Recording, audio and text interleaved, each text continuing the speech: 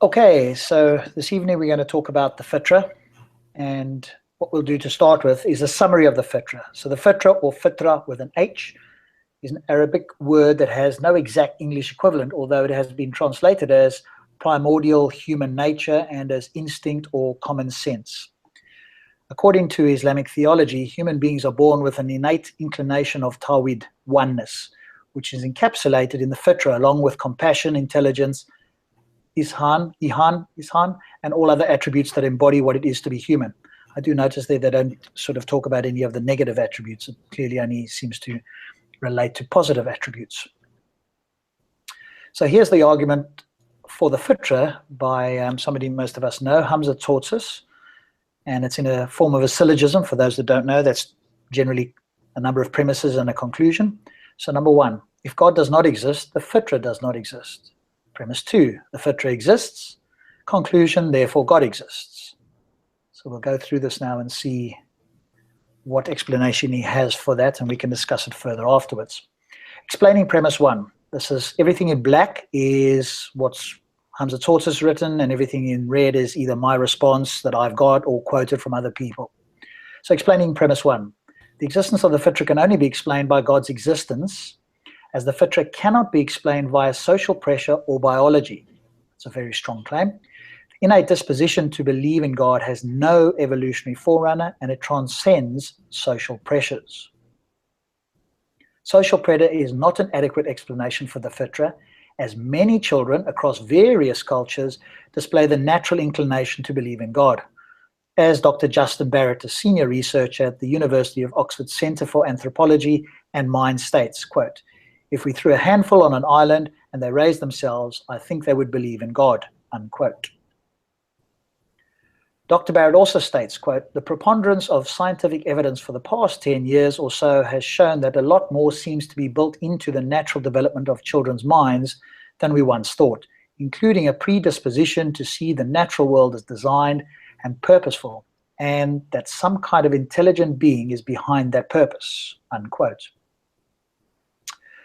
So in regards to the Fitrah that cannot be explained via social pressure or biology, and the claim that no evolutionary forerunner and it transcends social pressures, these are very strong claims and need a very strong arguments which aren't evident, since they basically assert that it's impossible to explain the Fitrah by any other means other than asserting the God explanation. So obviously what we've got here is certain very strong claims. Now imagine I said it cannot be explained via God. Now I would need to give very good justifications for that, and of course we're not getting that. Now also the claim with many children across various cultures display the natural inclination to believe in God. Again, this claim needs to be supported, because if it's solely based on Olivia Petrovich's work, she looked at children over the age of 3 in Western theism and in Japan, which would hardly constitute various cultures. So what does Professor A.C. Grayling have to say about Justin L. Barrett? So obviously I've taken a little bit of this from my video in his article, Children of God. But Barrett and his friends infer that from the first half of these unexceptional facts, that children are hardwired to believe in a supreme being. Not only does this ignore the evidence of developmental psychology about the second stage of cognitive maturation, but is in itself a very big and obviously hopeful jump indeed, unquote. Quote, "Moreover, it ignores the fact that large tracts of humankind, the Chinese for numerous example, have no beliefs in a supernatural being, innate or learned." Barrett and his friends say that children are hardwired to believe that nature is designed.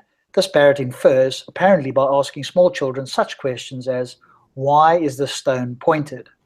It does not seem to have occurred to him that the semantics of why questions are such that they demand an explanation in terms of reasons or causes in response. A.C. Grayling goes on to say, "The Templeton Foundation is rich. It offers a very large prize money to any scientist or philosopher who will say things friendly to religion, and it supports research, as described above, into anything that will add credibility and respectability to religion." So we need to be a little bit cautious of anything that's funded by the Templeton Foundation. Generally speaking, and in my experience having looked through this, they generally fund people who are very friendly, either are theists already or extremely friendly towards theism, so they can make this sort of link between science and religion. Justin L. Barrett then responded to Grayling and said, quote, "Had Grayling attended the seminar as Brown did or read my book, Why Would Anyone Believe in God?, he would know that I do not say that religion is hardwired or innate. Rather, the children have propensities to believe in gods because of how their minds naturally work." So there's a big difference between being hardwired or innate and having a propensity. And here Justin Barrett states it himself in the article. Let's move on to explaining premise 2. There are many reasons why the Fitrah exists. Some of these include revelation. The Quran and the Sunnah mention the concept of the Fitrah. The reasons why the Fitrah exists and the revelation of the Quran and the Sunnah that mention the concept, I want to get clear here, and obviously I'm open for somebody to challenge me. In my view, the Quran is a book of claims, not evidence of anything. The Quran is not the reason why the Fitrah supposedly exists. It simply claims that the Fitrah exists. The Fitrah could exist in theory, whether the Quran did or not. So revelation is not a reason, it's just a claim. Let's move on to his next reason, which is social historical. Throughout time, every society has had its people sanctify and revere something higher than them. Even communist societies portrayed such traits. Any look at the communist statues and people's reverence for figures such as Lenin indicate this. Here's a study. I'll post a link afterwards if people are interested. It's on screen, but if you want a clickable link, here's a study that explains why that might be the case. And here's a little part out of this. Another experiment confirmed that one means of re-establishing control is to believe in the existence of externally controlling God. The experiment tested levels of religious belief before and after a task, in which they asked people to remember past events that they had no control over. After the test, belief in God as a controlling entity increased. So as I say, I'll post this link afterwards, and then you can have a look into this as to there are reasons why people will believe, natural reasons that have nothing to do with God per se. Additionally, people were not educated about the natural world as we are today, and as studies show, people attribute teleology to mysteries, which very often is replaced with a scientific, naturalistic explanation as noted below. Quote, "No matter what their religious beliefs, college-educated adults frequently agree with purpose-seeking yet false explanations of natural phenomena. For example, finches diversified in order to survive, for instance." And again, there's a link to the New Scientist article. So then another reason is psychological. So Bruce Hood, a professor of developmental psychology at Bristol University, stated, quote, "Our research shows that children have a natural, intuitive way of reasoning that leads them to all kinds of supernatural beliefs about how the world works," unquote. And our good friend Dr. Olivia Petrovich, according to Olivia Petrovich, an expert in psychology of religion, belief in God is not taught but develops naturally, unquote. So Professor Hood, when I looked this up, Professor Hood is a psychologist at Bristol University, as mentioned, believes that religion is similar to children's belief in imaginary friends. This is rather telling. Quote, "Our research shows that children have a natural, intuitive way of reasoning that leads them to all kinds of supernatural beliefs about how the world works," he said. "As they grow up, they overlay these beliefs with more rational approaches, but the tendency to illogical, supernatural beliefs remains as religion." So I'm not sure he's the best person to quote for such a thing. Hood is convinced that superstitious beliefs are inevitable and even beneficial to humans. For example, he argues that essentialism is beneficial to social interactions since it allows humans to overcome objectification and attribute uniqueness to other humans. However, Hood clearly differentiates between secular and religious beliefs, where secular supernatural beliefs are universally applicable across cultures and religious beliefs are culturally specific. So I read that people will believe in something, quote, supernatural, be it a ghost, a gaseous form or whatever the case is. That may well be, and we're not entirely sure. And in fact, I will come across something a little bit later on that will put this in doubt in any case. But there's the link if you want to read a bit more about this fella, because I hadn't heard of him before. And here's my good friend, or not, Olivia Petrovich, who's a Christian, not an atheist, was interviewed and said, quote, "I've also established that children's natural concepts of God aren't purely anthropomorphic. They certainly acquire a concept a conception of God as man through their religious education, but no child actually links the representation of, for example, God as Jesus with the creator of the world. Rather, their images of God, the creator, correspond with abstract notions like gas, air, and a person without a body. In an interview with S&S, I think it's Spiritual and something, the interviewer asked, from your research, do you think it's possible that the inclination towards religion or spirituality is universal? And Petrovich answers, quote, I think possibly is the precise word to use here. I can't be more certain than that because I have only worked with children aged 3.5 upward, and that's already an old age when it comes to basic understandings, some of which are in evidence in the first year of their life. Moving on to the philosophical, which in my view is the only or the last refuge for anybody with religious beliefs. The belief in God can be considered as a properly basic belief that requires no rational justification, just like the assumption for scientific naturalism that the external world exists is a properly basic belief that cannot be proven. I know. I'll go through this now. I reject both of those, but we'll talk about that now.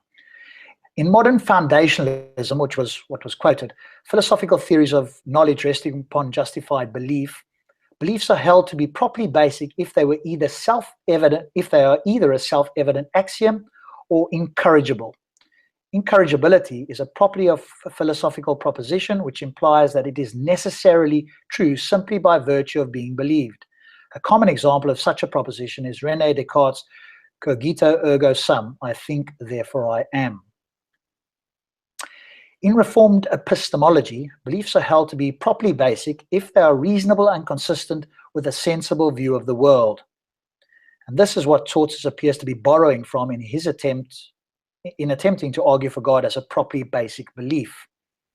I would reject the properly basic belief and refer to modern foundationalism, which said another way is only self-attesting beliefs like I think therefore I am or the laws of logic are views that I would hold as properly basic. So somebody comes to me with a properly basic belief of God exists or that the world around us, the scientific world view is a properly basic. I would reject both of those because when I looked into this self-attesting, so when I say self-attesting, what I mean is in order for them to be false, they have to be assumed. So like our existence, like the laws of logic, when we open our mouth and have a conversation, we assume the law of non-contradiction, the law of identity, the law of excluded middle. We can't have a rational conversation without assuming those laws of logic exist. And so they are what I would term, or not my term, actually somebody else's, self-attesting. They are true.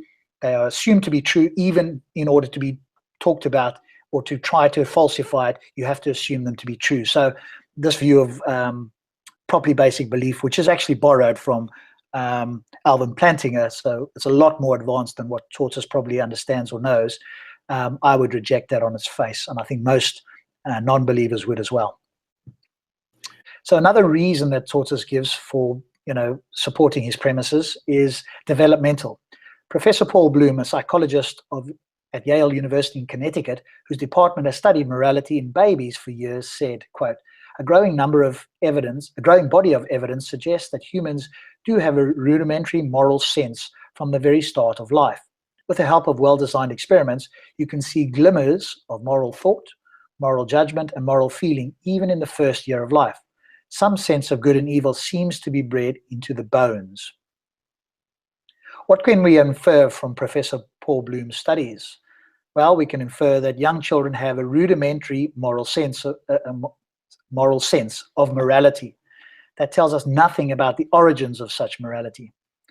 In my view, this isn't an argument for the Fitrah unless Tsortzis can establish that no other position can account for morality apart from a belief in God, with all the issues that entails. So if you're putting this forward as a reason, then and you're claiming that it is, then you have to rule out every other possibility, because if there is some other possible origin of this morality, then of course you have a competing reason, and then it's very much even more in question. Moving on to the final one, which is really premise 3, I would say it's conclusion 3. I took this straight from what he's written. God is the best explanation for the existence of the Fitrah, as God is the only concept, note the only concept, that can comprehensively explain humanity's natural inclination for the belief in him. Social pressures fail to provide any explanation, as studies with cross-cultural variables have shown that the Fitrah is constant. Also, evolution fails to provide an adequate explanation, as the concept of God has no link to survival and reproduction. Yes, how many lies are in just this short paragraph? Yeah, and they're all assertions, basically, aren't they? And here's the first one. Quote, God is the only concept that can comprehensively explain humanity's natural inclination for the belief in him. And my response is this needs to be argued for, not just asserted. And this is the big thing I notice with Tortoise and obviously Sabur, etc., is that they assert things. And if they give a nice story and they sound very certain, then people don't ask them to justify it. In order to show that God is the only concept, he needs to provide an argument that it is impossible for anything else to explain the supposed natural inclination, which, as we've seen, is a dubious claim. So for him to say, as soon as he says the word only, if he said it's a possible concept or it's a likely concept, that's a different story. Even that still needs to be justified, of course. But the moment he says it's the only concept, now he takes on a burden of proof that is tremendous, because you're now ruling out everything, even things you've never heard of. And this is one thing I'm very cautious of saying only, or it's the best, or whatever the case is, because you haven't ruled out, or how do you even know if somebody else has got the truth in some other version of a worldview you've never heard of? So you've got to be very careful about doing this. But again, of course, this is not designed for people who are looking at this, I think, possibly as critically as we are. It sounds good to most people on a first reading. Quote, the social pressures fail to provide any explanation, as studies with cross-cultural variables have shown that the Fitrah is constant. No, the cross-cultural variables have not shown this, and all we need is one group of people that show that no natural inclination, and then the claim would be falsified. So I don't think I've written that correctly, but basically what I'm saying is all we need is a group of people that we can demonstrate do not have this innate or natural inclination, and that would falsify this claim. And I present to you the Pariah people, I think I pronounced that correctly, Pariah people of Amazon. The Pariahs believed that the world was as it has always been, and there was no supreme deity. Furthermore, they had no creation myths in their culture. In short, here was a people who were more than happy to live their lives without God, religion, or any political authority. Well, despite they don't even have a word. They don't even have a word for a deity. Correct. Yes, you know all of this. I'm preaching to the converted. You obviously know all of these things already. Despite Everett translating the book of Luke into Pariah. Now, Everett was a Christian evangelical who traveled to the Amazon to visit these pariahs in the 70s. I think it was the 60s or 70s.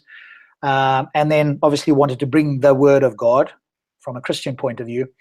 And he translated the book, and reading it to the tribal members, the pariahs sensibly resist all his attempts to convert them. There's a link to it as well. And in fact, he actually deconverted after his trip to the pariahs. Not straight away, he didn't do it there and then, but apparently he got more and more doubtful, and in the mid-80s he became an atheist, very much because of his visit to this tribe. So here we've got a tribe who's clearly got no view of this, and for me this is the nail in the coffin, because in order for the Fitrah to be true, you would have to demonstrate that every group or people across the world have got this innate. If it isn't, now you're in trouble. So the claim is that everybody from a baby upwards has got this innate, is born as a Muslim, as we've heard before.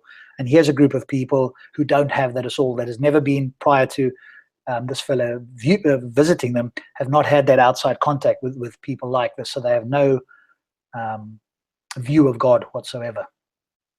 Moving on, here's 7 reasons why it's easier for humans to believe in God. And there's the link. I won't go into them because this could take ages, but if people are interested, I'll go to the page, bring it up, and we could go through them. And these are 7 reasons why people, and it's related to evolution as well. Hello, Rob. Can I share one point, please? Just wait till I'm finished this, if you won't mind. Just mute yourself. As soon as I'm finished this, then you're welcome to jump in. I just want to get through the rest of this, and then you can jump in. So here's 7 reasons why it's easier for humans to believe in God. Number 1, biological essentialism. You need to look that up. Teleological thinking. Overactive agent detection. That's a big one. Dualism.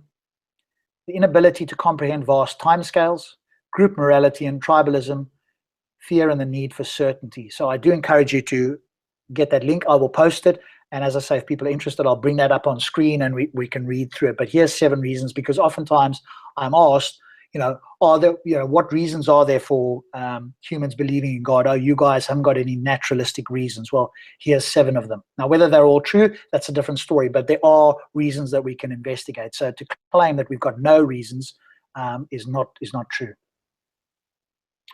So Tortoise finishes with, this axiomatic argument rests on the view that an innate disposition exists and that it can be proven, and there are good, and that if it can be proven, there are good reasons to conclude that God exists, as how else can an inclination to believe and worship an immaterial being be justified, which is an argument from ignorance, but we'll talk more about that later.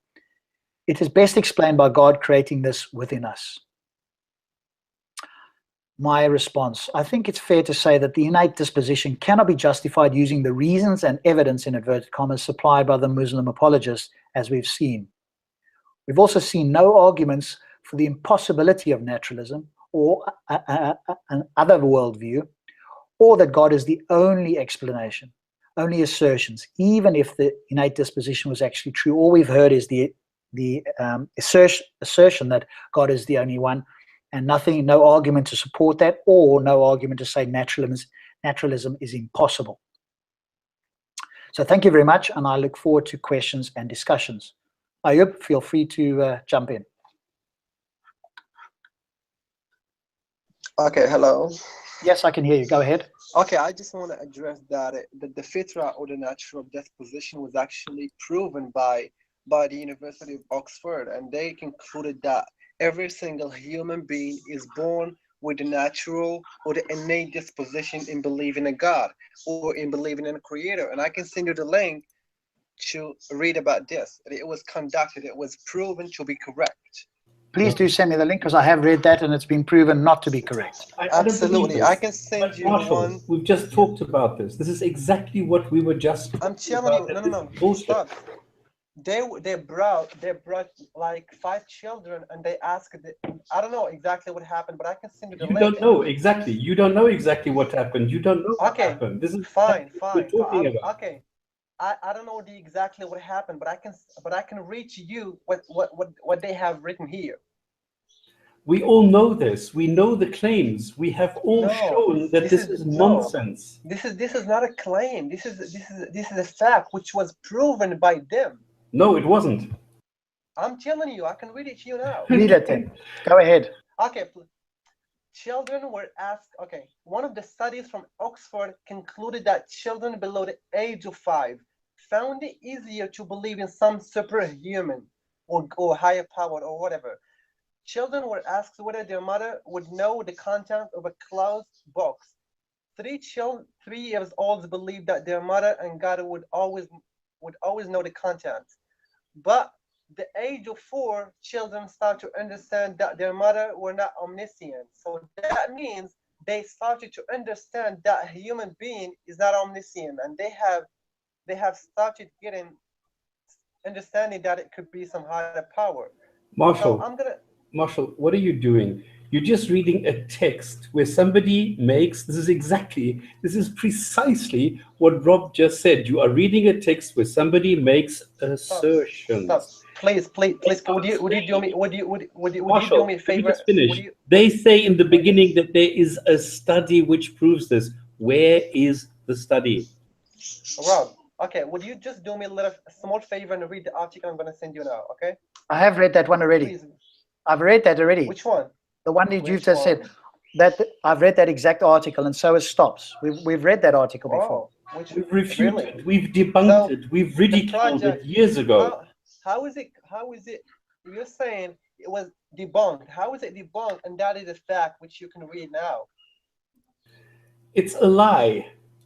How is it a lie? That's your claim. That's your subjective opinion. No, I have proven that it is a lie. I have done this many, many times in many, many videos, shown that this is a lie. You are only reading assertions. Look, you don't need to take what those experts say. You can just simply bring 5 years old kid and someone who has not been influenced by the environment or the culture, and ask him whether there is a creator, and I would guarantee you that he would say yes. Okay, I didn't. But I said you can do it by yourself. I did it. So what? So you did it. So what was the result? I didn't say there is a creator. I never did this. No, I said to you, I said you can conduct the experiment by yourself. Just bring 5 years old a kid and ask him, is it possible for a creator to exist? And he would not say no. He would. I did. And what did you conclude? There is no creator. So the kid which you brought said no, there is no creator. No, I did. I was the kid. No. That's not. I'm telling you. Bring Marshall, up a child. you don't understand what you're doing. You don't understand what you're doing. We have just shown. Rob has just 2 seconds ago shown that there's an entire tribe which doesn't even have the concept of God. The children do not know what a God is. So nobody in the tribe understands what a God is. They do not have a creator. Right. They don't have this. This is what we have just told you. They don't have to believe in God, because the concept of God, it has a lot of connotations. But what I'm saying to you is, they could believe in some supreme being, some higher power that could exist there.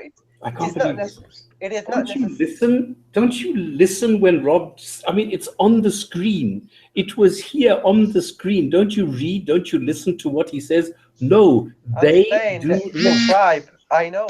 It's not. I'm saying they don't have to, because if you said those people must know or must acknowledge the term or the concept of God, it's not that. It's they could believe in some higher power. No, they don't believe in higher powers. So how do you know that? Fucking hell, we just had this on the screen. There's an entire book about this. I can't believe this. It was on the screen a few seconds ago. This is what was just presented. I've shown this in many videos. Essence of Thought has shown this on minimum 1 video. We've done this. We've been there. It has been done, refuted. It's killed. It's gone. It's finished. Why are you now bringing up stupid things which have long been written? I'm just giving you what those experts, what those psychologists, what those they're not experts. They're not experts, and they're liars. Ayub, did you watch my presentation? Did you watch what I presented? I did, and I have read what Hamza Zoja said about the Fitrah. I have read about that. Okay, but I've dealt with all of these things. So if you I'm just saying those University of Oxford, they concluded that. I'm not the one who's saying it. Rob, you can't argue with that. We have to say the Shahada, we have the Fitrah, we all believe in gods, and that's it. You can't beat that argumentation line. Okay, I'm going to send you the link because I don't need to back up this. We know the link. The link is already, it's on the screen, you dodo.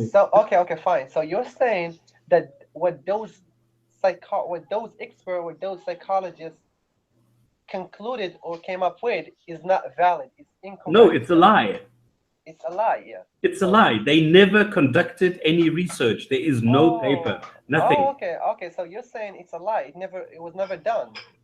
It was never done. That is exactly what I am saying. And I showed that it was never done because there is no such thing as any of these papers. I apologize. I thought you were saying that those what these scientists or those experts came up with is incorrect. Yes, that is correct. That was incorrect what they came up with. They are not experts. But they are charlatans and liars. That's all. But was the study conducted or not? No. It was not. No. So okay, fine. I thought you were saying that it was conducted, but it's not true.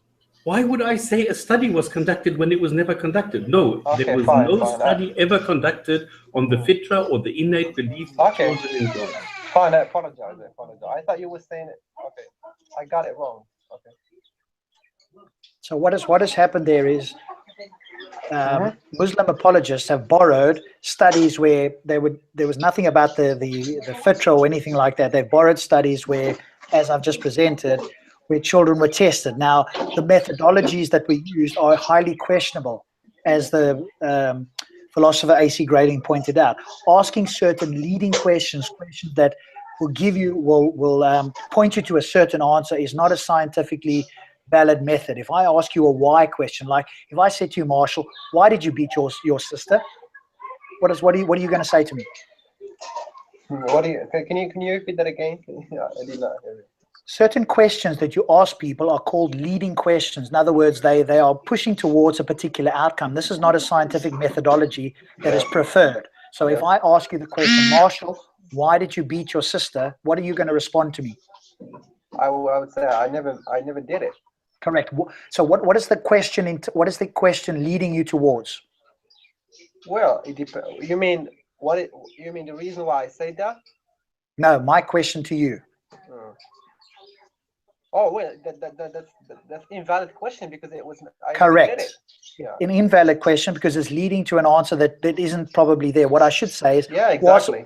Was there any violence in your family today? That would be a better question because it's assuming the outcome. Same as what you guys do when you ask, why is the universe the way it is, or why are we here? You've got to make the argument that there is a why before you can establish that we need to ask that question. If you ask that question to begin with, you're already jumping the gun, and that's what any non-believer will tell you. So never ask why until you can establish that you should be asking a why. That's same with the studies.